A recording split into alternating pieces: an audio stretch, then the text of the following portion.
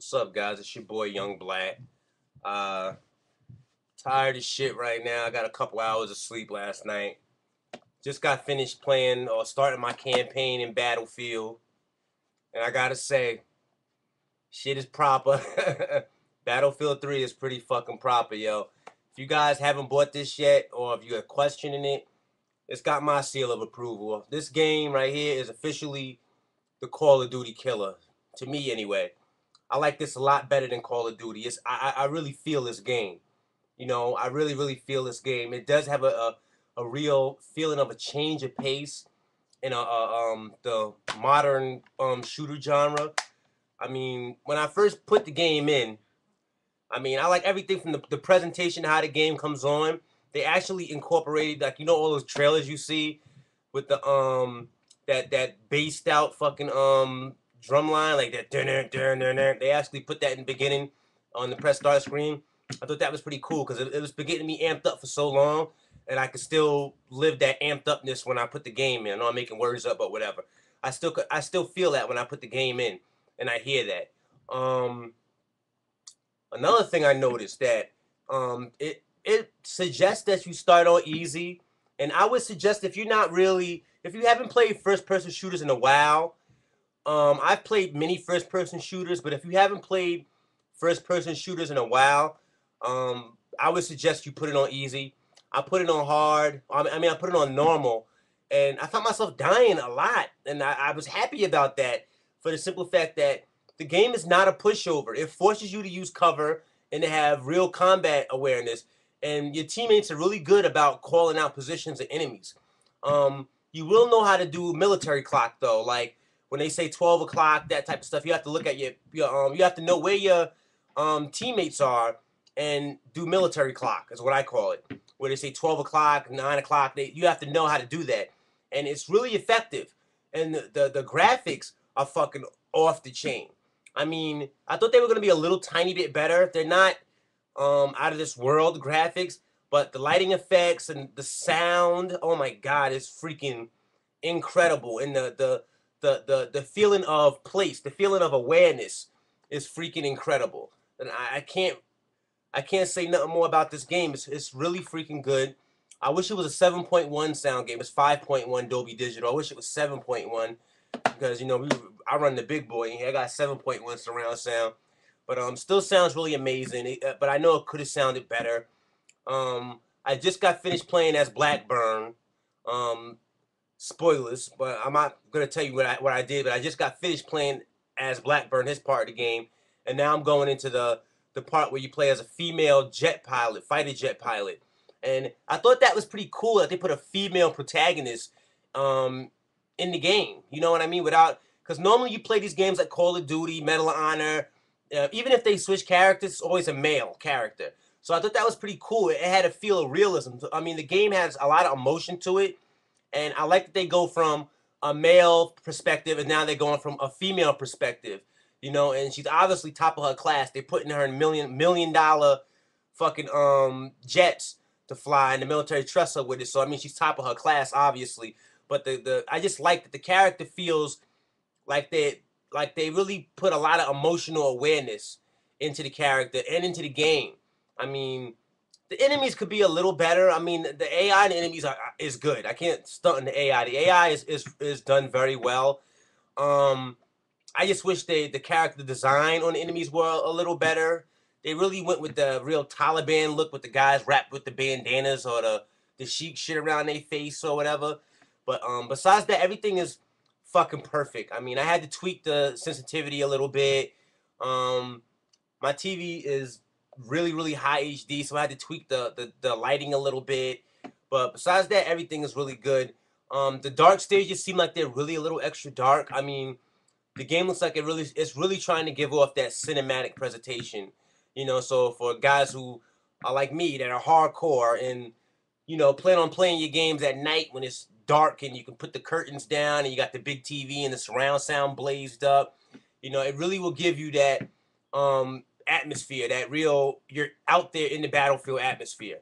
I mean, I'm still tired right now. These games are driving me ragged. It's that time of year, guys, where I'm playing so many games at once that I'm like really fucking tired between that and doing my side research for games and reading and work and everything. Is just, oh my god, I'm so freaking exhausted right now. But this game is amazing.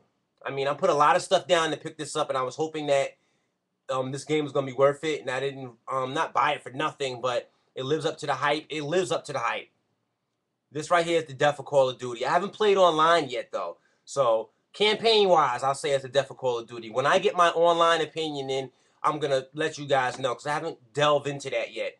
So I'm gonna do that, even though I don't really feel like playing it online. I'm gonna get in there and see what the online is about and how it feels to let you guys know how it stacks up to me against Call of Duty's online. But campaign-wise, Call of Duty's done. This is a lot more dramatic. Now, another thing I want to talk about is they talked a lot about this game's destructibility with the backgrounds and stuff like that.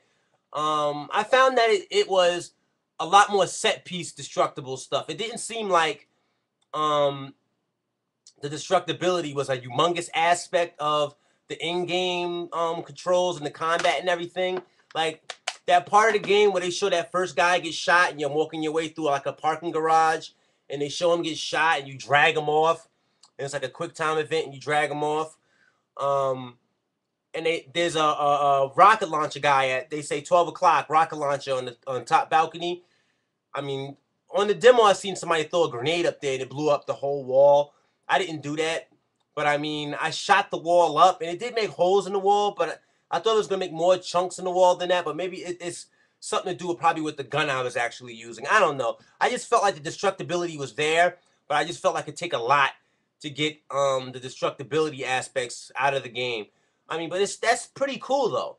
I mean, I don't want the walls to blow up. One bullet takes a big chunk out of the wall. I don't want that. So it did leave some nice size holes in the wall when I started putting a couple rounds into the wall. But I don't know. I was expecting more of the destructibility to be more detailed. Like if I shoot the wall, I want to see chunks of it falling down. It would stay there. But it didn't do that kind of. The first guy shot on that train part. I actually looked at him for 5 seconds and he disappeared. That kind of threw me off a little bit, but I got over that pretty quick. There's gonna be a lot of patches and stuff for this game. You know it is. It's a new game, so it's not gonna go nowhere but up from here. This is a buy for damn sure. I mean, considering that they're going up against a game that's been around for like 10 years, and they're really brave for putting this out and really basically coming into this combat market, modern warfare, military combat, and actually saying that they're willing to put boxing gloves on and go in the ring with Call of Duty. I give them props. This game is really fucking good. It's really fucking good. And there's so much of it. You know what I mean? There's a lot of stuff on day one you can do in this game. A lot more than I feel you're gonna be able to do on Call of Duty. For sure, there's a lot more stuff you can do in this game. I suggest you go get this if you're a real first-person shooter head. I'm not, but I'm liking this a lot. A lot more than I thought I was gonna like it. I mean, the controls are done well. The weapons are freaking fantastic. The sound of the weapons. Oh my god, the sound of everything in the game is like, if you have a good stereo, this game will push your stereo to the fucking limit. I'm so fucking tired right now, man. I don't know what the fuck to do with myself. I gotta do something.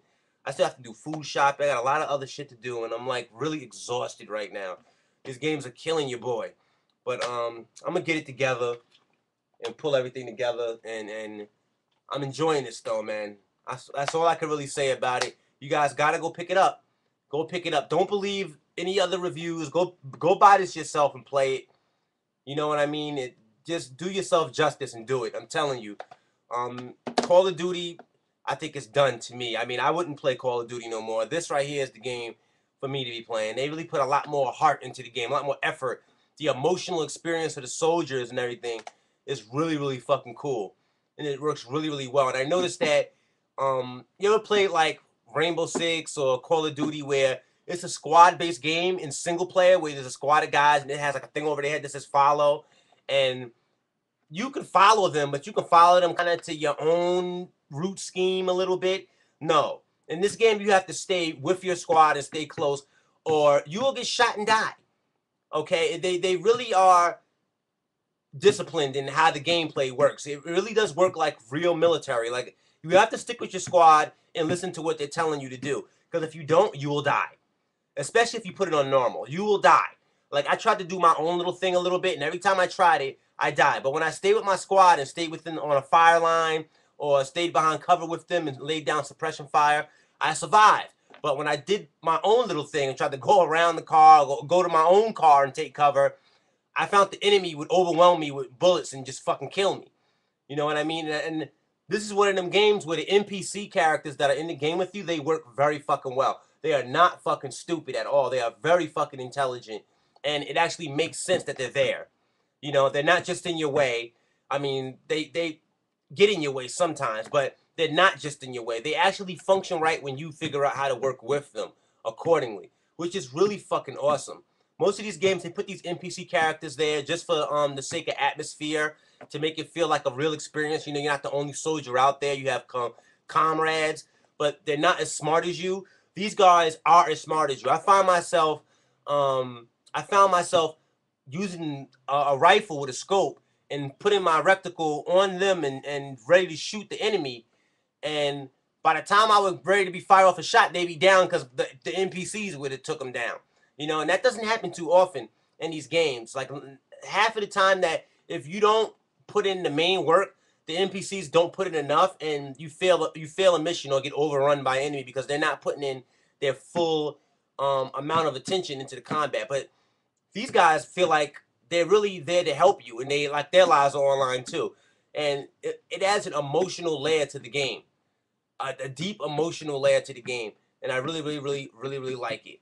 Um, Real gamers stand up. Go get this. Dice and EA, shout out to you guys. This game is fucking amazing. Next on the table, if I can grab it behind me, I'm gonna go play a little bit of this. Dragon Ball Z Ultimate Tenkaichi. Big fan of Dragon Ball. What else can I say? Been watching it since I was a kid. Haven't watched it in a long time. It kind of fizzled out. But the games are real fun. I used to enjoy these games a lot. I recently got rid of Dragon Ball Z. What is it? Budokai Tenkaichi 3 for the Wii. I never played it, so I got rid of it because I was spending so much money on games. I traded in a bunch of games just to get some extra gaming cash for stuff that I'm not going to play and I didn't plan on playing. So I'm like, what the hell, forget it. But it made a lot of sense. The games that I got is really worth it. They're worth more than I actually got in the cash. I mean, this game is freaking amazing. That's all I can say about that. If you're hesitant on this, you're out of your fucking mind. Go buy this immediately. This right here is the gaming experience of your life right now. Easily. Especially if you're a Call of Duty fan. I mean, this is above and beyond what I thought it was going to be. I mean, it really is. It's really fucking good. I suggest playing it at night, though. Unless you got like a black curtain. I got a dark curtain, but it's not black enough, as you can see. It's light in my room a little bit still. But, yeah, go get that.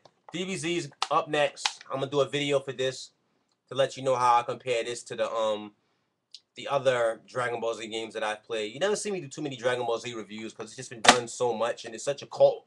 It's such a cult following for that game that I don't really go hard with DBZ because it's like a million videos. It's not really something you have to search out. The information's out there, and the people who love DBZ, they do it pretty well. So it doesn't need to be done by me too, because it's being done well already by a lot of other guys. Not everybody, but some of the guys, they do a good job. Real gamers stand up. I'll be back on here soon with another video, just letting you know my mild impressions about Dragon Ball Z.